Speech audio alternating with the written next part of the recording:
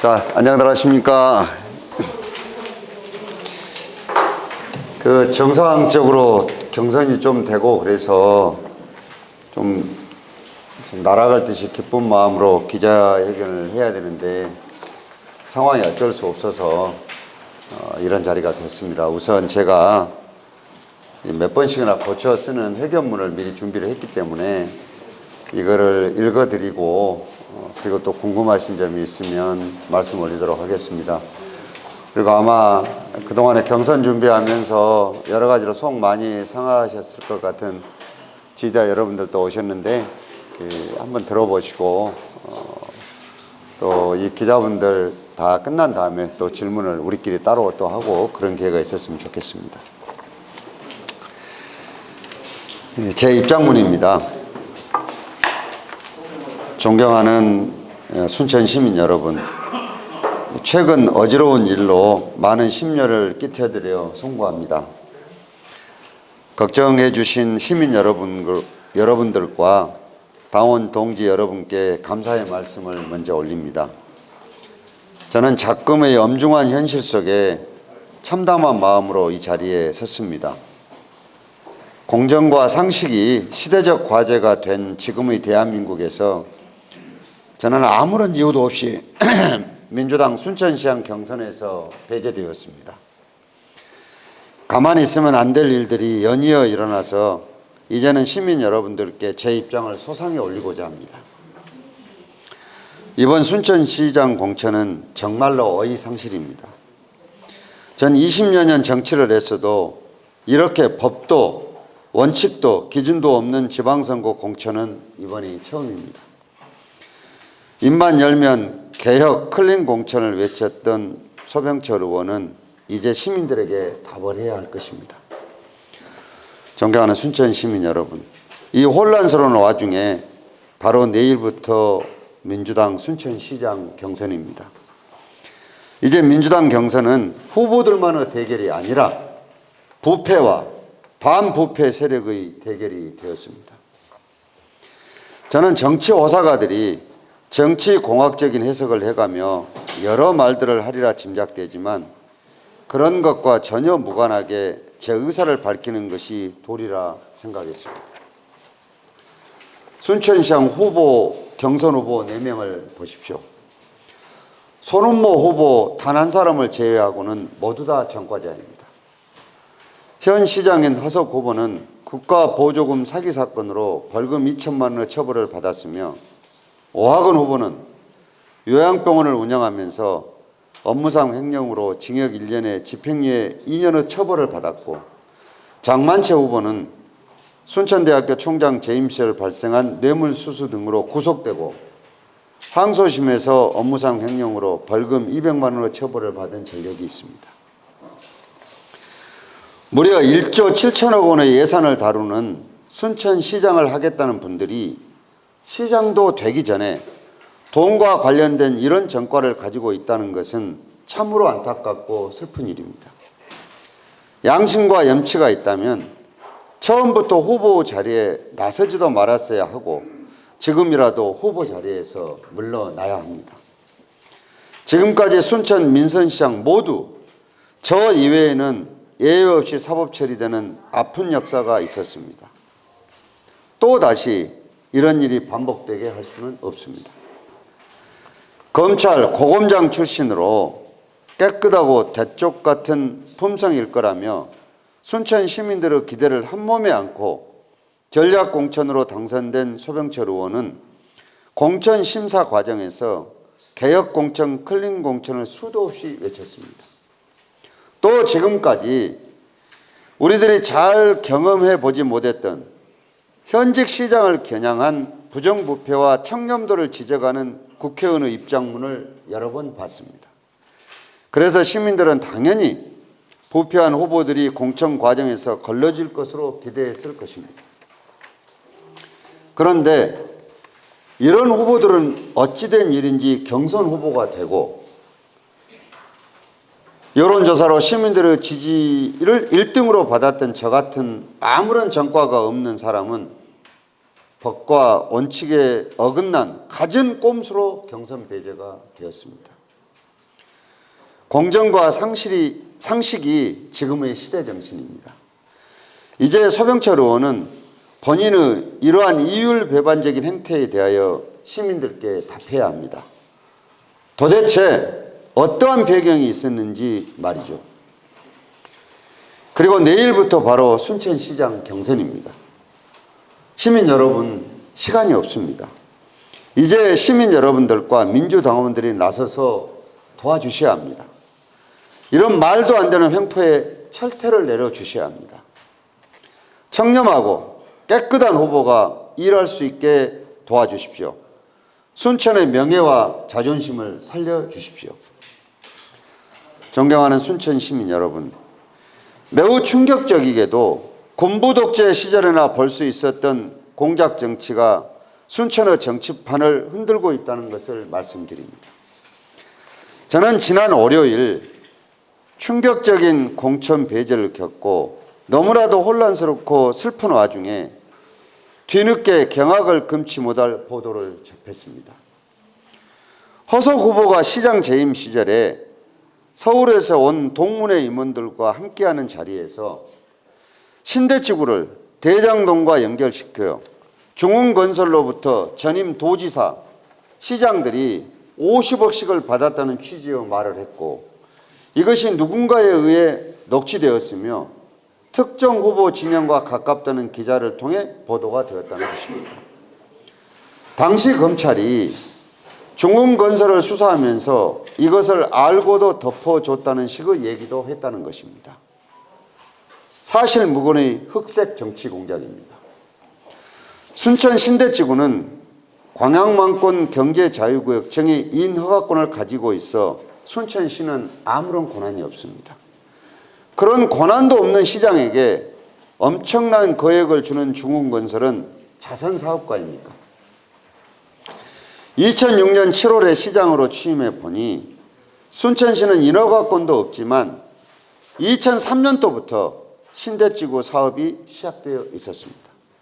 설계도도 나와 있고 건설회사들도 모두 들어와 있는 상태였습니다. 뒤늦게 골프장 문제로 법률 검토를 새로 하는 등 순천시 직원들이 정말 고생했던 기억이 납니다. 2011년 말에 순천시장직을 마치면서 신대지구 사업의 마무리도 제가 하지 못했습니다. 전혀 말도 안 되는 허위사실뿐만 아니라 어떻게 현직 시장의 신분으로 아무런 근거도 없는 말을 어떤 의도를 가지고 말했는지 생각하면 지금도 온몸이 떨립니다. 허석 후보는 저에게 해당 내용의 말을 한 사실을 인정했습니다. 그러면서 그냥 가십거리라고 했는데 그리 어물쩍 넘어갈 일이 아닙니다.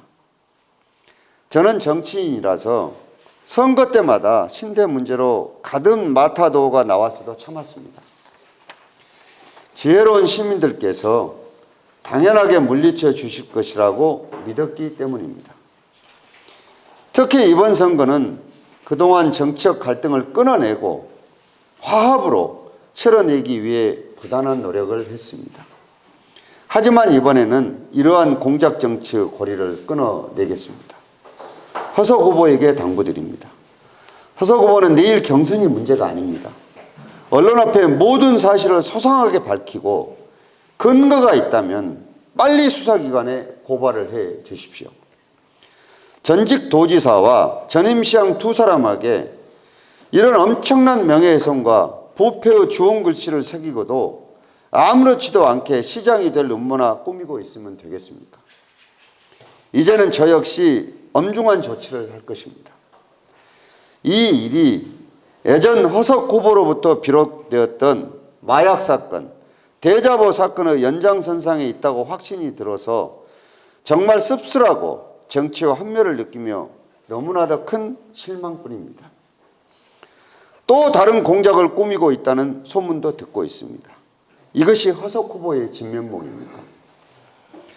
소병철 의원은 현직 시장을 추상같이 나무랐던 그 마음으로 돌아가 경선을 중단시키고 당헌 당규에 따른 윤리 소집 등 필요한 조치를 해서 지역위원장으로서 책임과 의무를 다해 주실 것을 촉구합니다. 존경하는 순천 시민 여러분, 그리고 민주당원 여러분, 저는 이제부터 순천 시민과 저희 명예 회복을 위해 부정부패 없는 깨끗한 후보를 지지하겠습니다. 시민 여러분들과 민주당원 여러분들께서도 시대의 소명과 순천의 미래를 위해 깨끗한 후보를 선택해 주시고 함께해 주시길 부탁드립니다. 또한 다시는 공작 정치가 순천에 발붙이지 못하도록 확실하게 정리해 주실 것을 간곡하게 부탁드립니다. 저는 우리 이 순천에서 정치 활동을 하는 한 부패 세력과 공작 정치 세력이 일소될 때까지 모든 힘을 다할 것입니다. 2022년 4월 27일 노광교 올립니다. 감사합니다.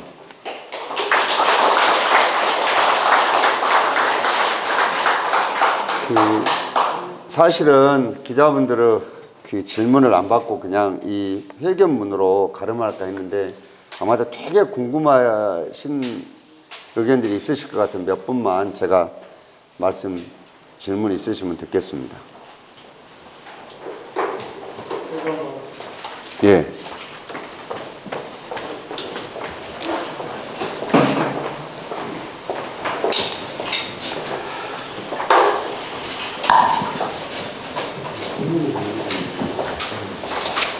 저는 개인적으로 우리 노 의원님을 시대가 영혼을 받는다고 오늘 이 자리 이런 씁쓸한 자리보다도 언젠가 제가 노 의원님을 가장 측근에서 지지하고 있는 모 후보에게 늘 했던 이야기가 있습니다. 참 이분이 우리가 시민들이 늘 이야기한 것처럼 삼선을 더 하시고 임기를 마치고 나가셨으면 진즉 국회의원도 한 두세 번 하시고 이번 이재명 후보가 아닌 노광규 후보가 우리 대통령 후보가 됐을 것인데 라는 그런 말도 한 적이 있어요. 개인적으로 참 이런 현실에 대해서 좀 아쉬움표 하고 이제 이 보도자료 내용에도 나와 있고 말씀을 후보께서 하셨습니다만 그 50억 스토리가 참 회자가 되고 있습니다. 지금 말씀하신 대로라고 하지만 이 부분에 대한 엄중한 조치는 어떠한 의미를 말씀하시고 나아가서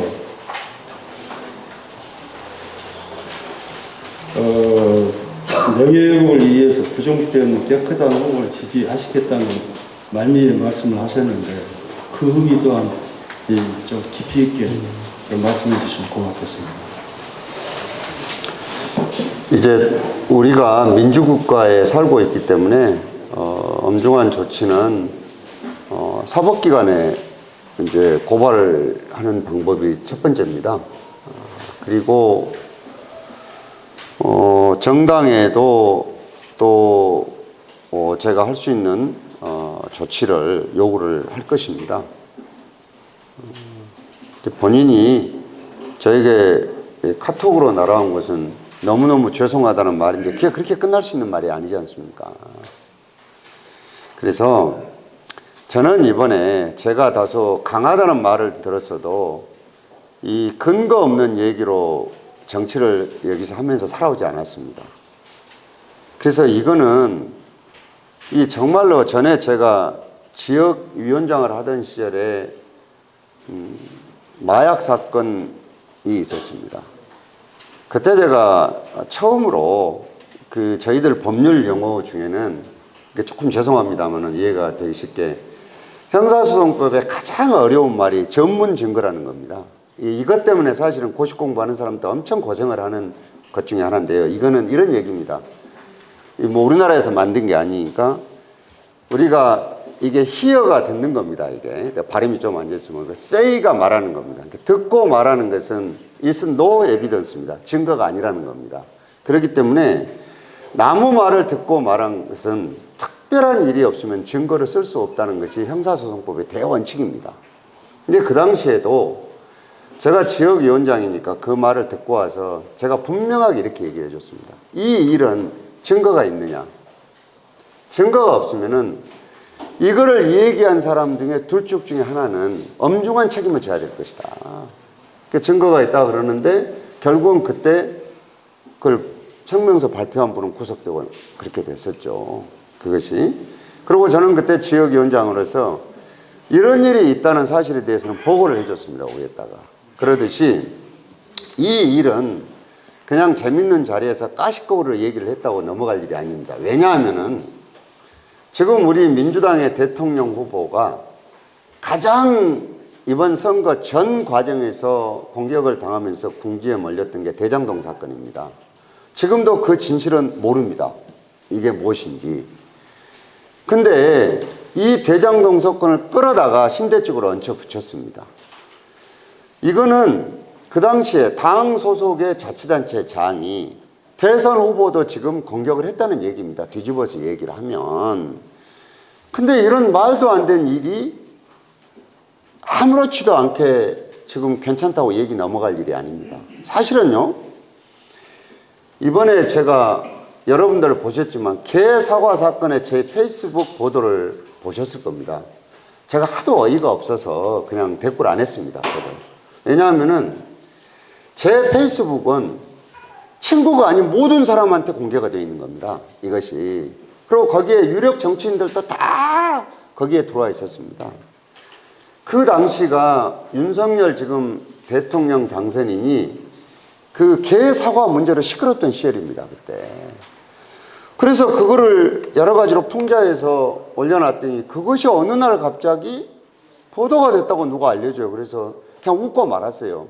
그래서 내가 그거를 처음부터 끝까지 몇 번을 다시 읽어봤습니다. 그리고 내가 다른 사람들한테 읽어보라 그랬습니다. 어느 누구도 이재명, 이자도 윤석열, 윤자도 거기에 없습니다.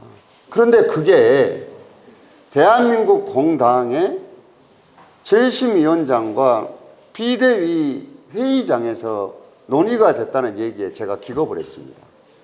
제가 이렇게 공작 정치에 근절을 시켜야 된다고 이렇게 나서는 이유는 이거는 아니지 않습니까? 적어도 이거는. 이번에 두 번째 물은 질문까지를 포함해서 제가 답을 올리면 시민들과 당원들께서 어떤 선택을 하실지를 모르겠습니다. 만일에 우리가 이 깨끗한 후보를 지지를 했어도 이 일이 정리가 안 됐다. 정말 저도 고민해 볼 겁니다. 왜냐하면요, 한 지역에 흥망이 달린 일이 이런 공작 정치와 말도 안 된 꼼수에 의해서 수장이 정해졌다? 이거는 정말로 견딜 수 없는 일입니다. 그렇기 때문에 제가 지금은 말을 조금 아껴서 얘기하지만 이 일은 시민들께서도 단순하게 그냥 선거 때니까 있는 일로 보실 것이 아니라 깊게 느껴보셔야 됩니다. 저는 순천에서 정치를 제가 10한 6년을 했는데요. 수도 없이 수모를 당하고 이렇게 했어도 제가 이런 건 처음입니다. 옛날에요, 여러분들 아시는 화상경마장 문제로 제가 2010년도에 나왔을 때 쌩 난리가 난 적이 있었을 겁니다. 그거 그 당시에 다 뒤에 밝혀보니까 사실이 아니었거든요. 근데 그때도 어떻게 해보려고 하다가 실패했습니다. 근데 이것이 다시 돌아와서 지금 10년도 더 지난 다음에 요 일이 생기는 걸 보고 이건 정말 심하다. 정말 심하다는 겁니다. 그리고 제가 그 율사 출신의 정치인인데요.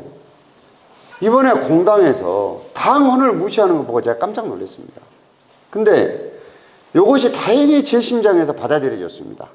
이 당헌이 틀렸다라고 적용이.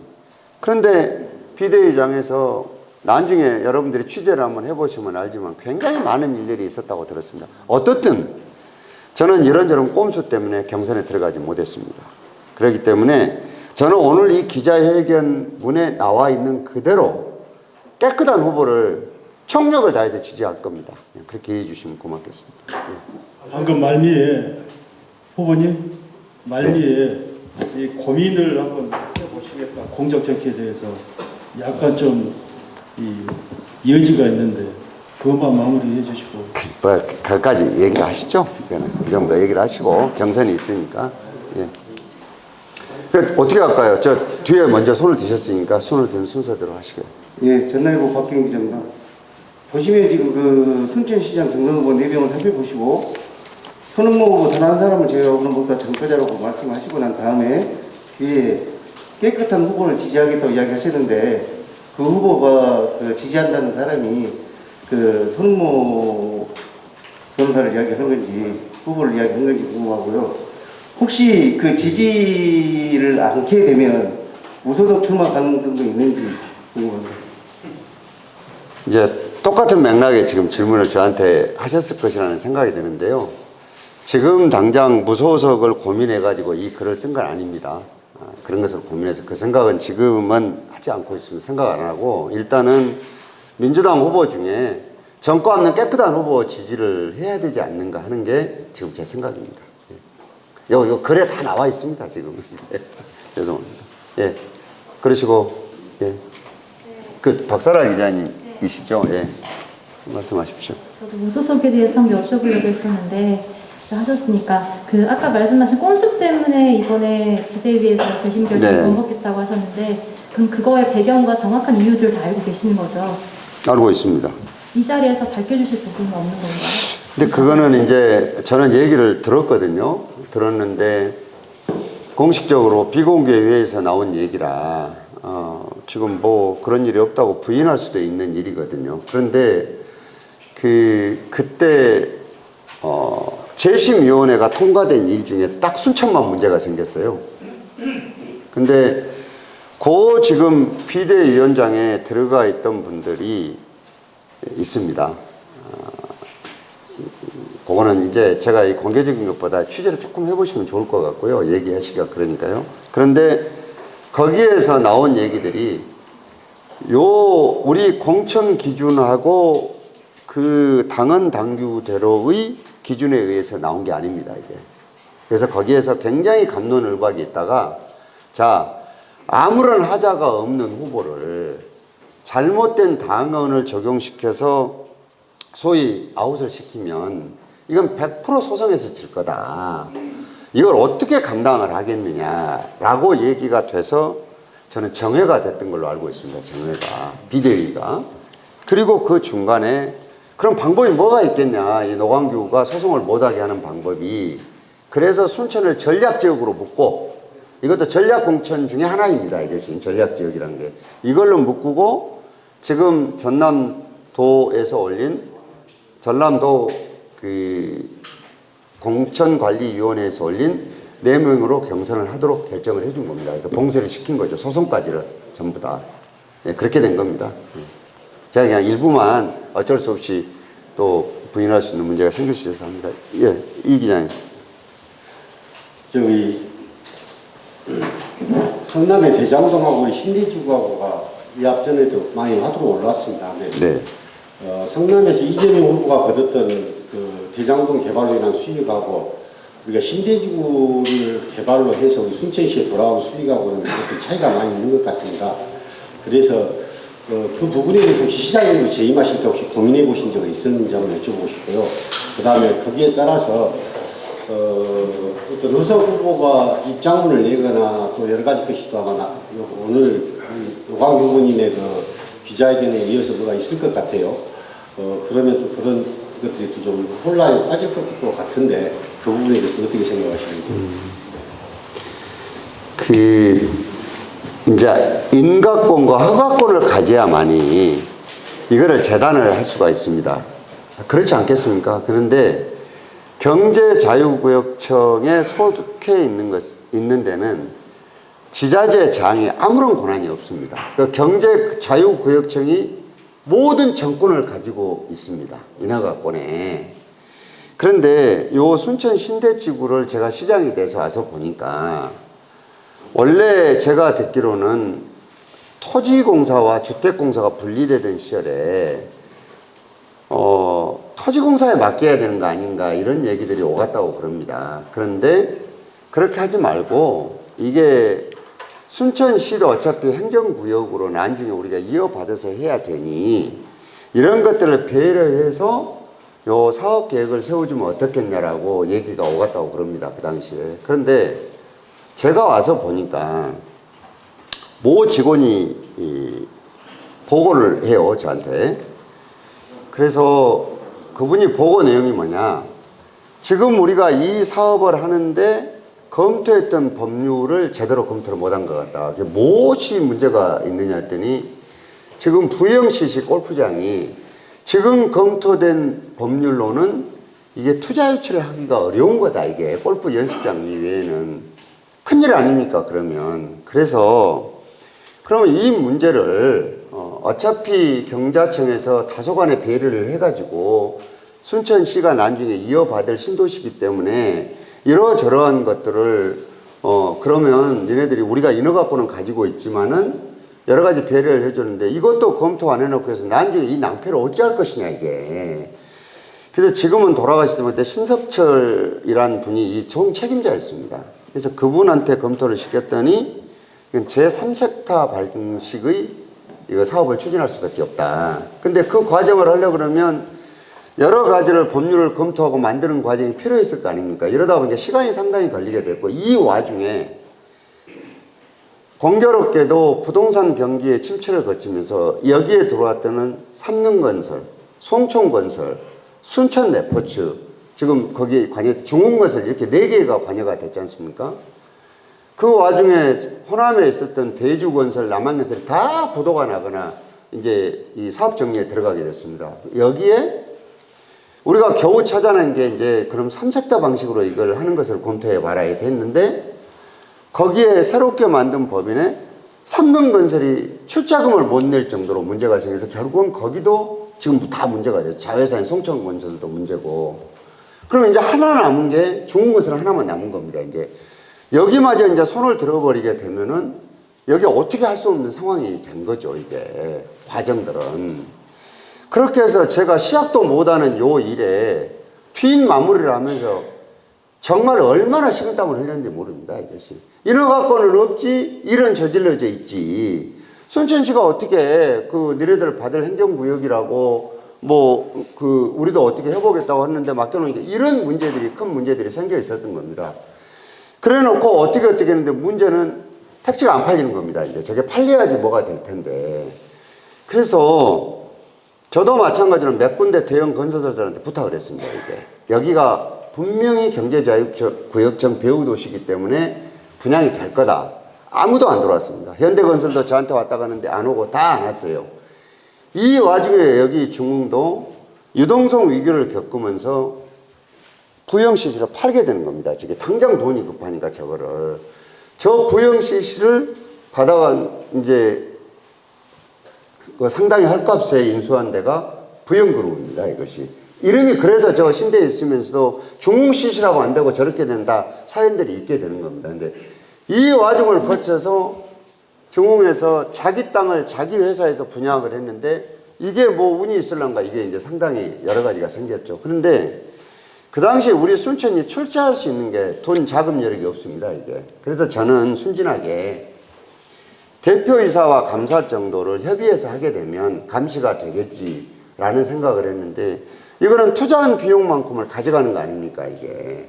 우리 시는 그때 2억인가 3억인가 그 정도밖에 못 냈고 그래서 이런 문제들이 생겨 있습니다. 그 당시에 저는 제가 시작을 못했기 때문에 도대체 간에 어떤 국이 끓고 장이 끓는 일이 있어서 거기까지 왔는지를 우선 당장 법률 검토도 제대로 안 돼 있고 전임 시장님은 그래놓고 영어 몸이 돼 있는 상태에서 가서 따지고 물어볼 수도 없고 이런 상황이었습니다. 그래서 요 일을 자꾸 빗대서 어떤 정치 세력들이 이득을 보려고 한지는 모르겠지만 정말로 말도 안 되는 일입니다. 그리고 검찰 수사가 그 뒤에 있었습니다. 대표가 구속되고.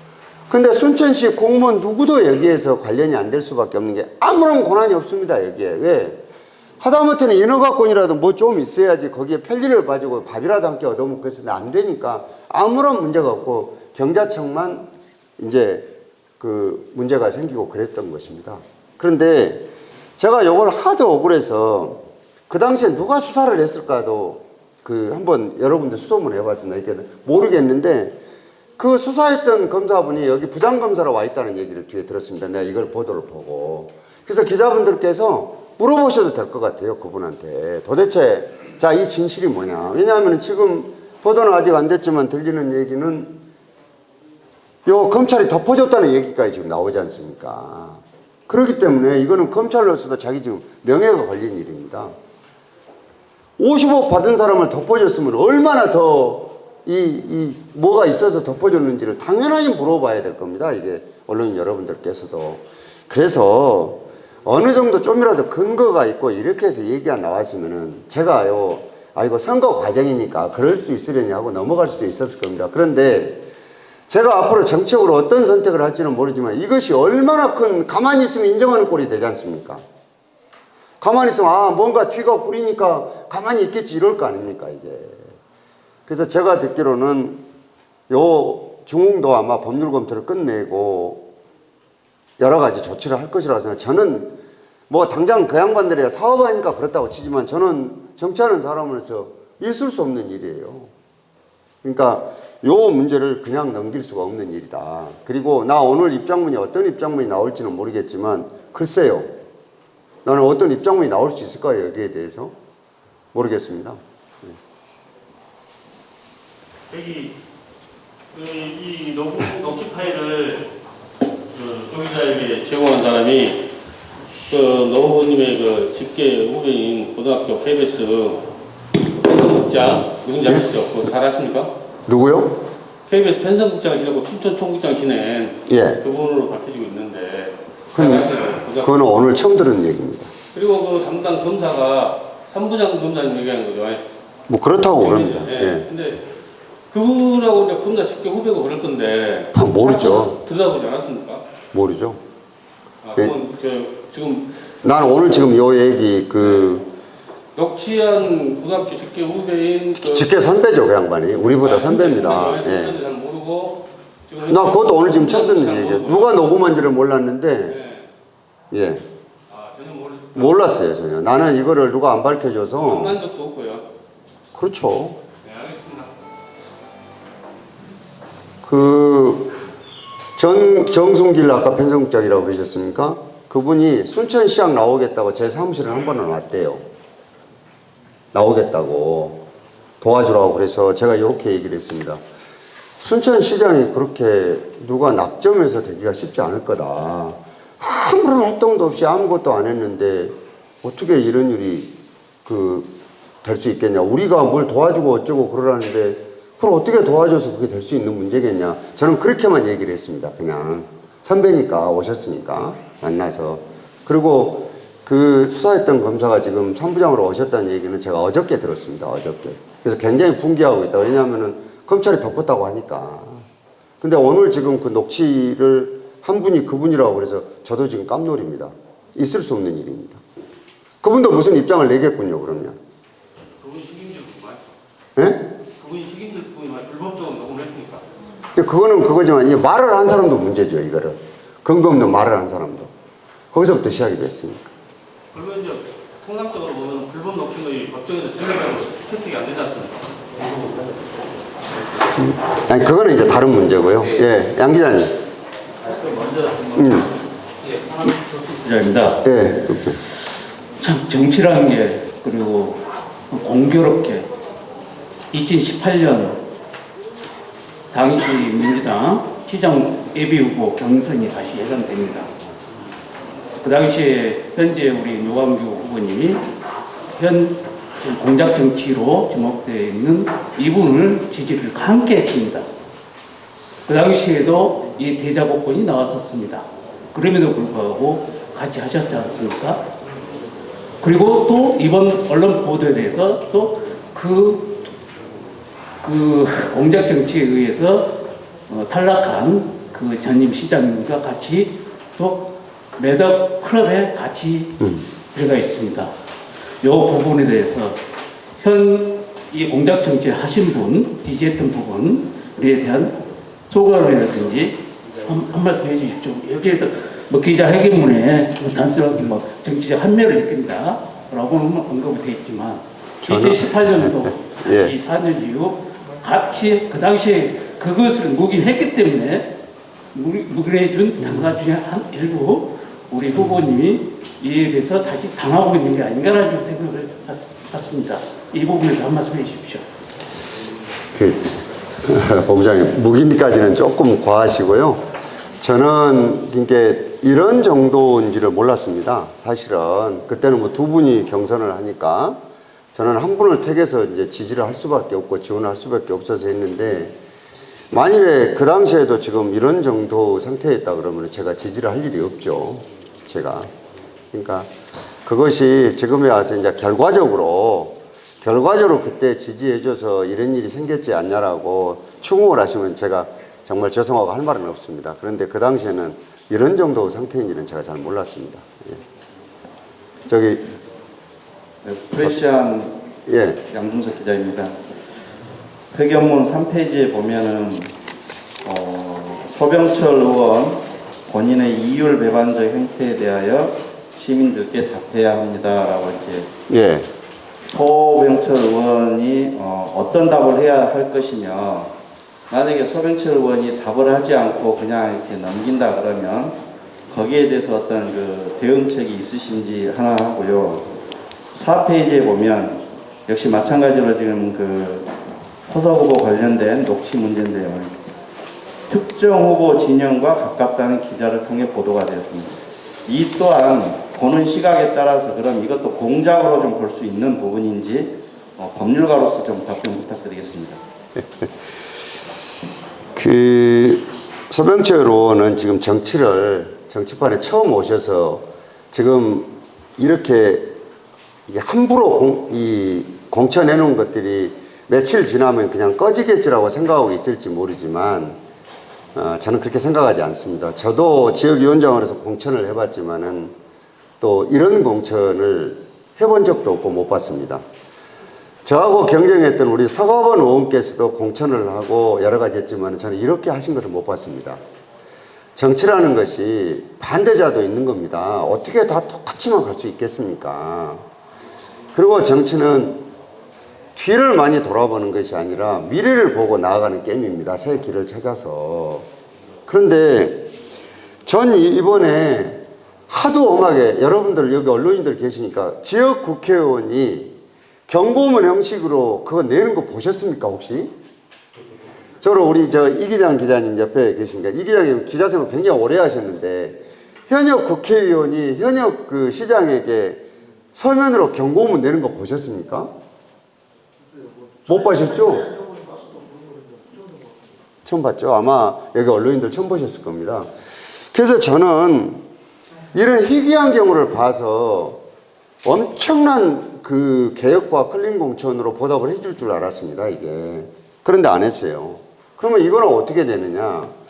우리는 끊임없이 이런 형태로 순천의 민주당을 망쳤던 것에 대해서 공당이기 때문에 당원들로서 우리가 할 행동들이 있을 겁니다.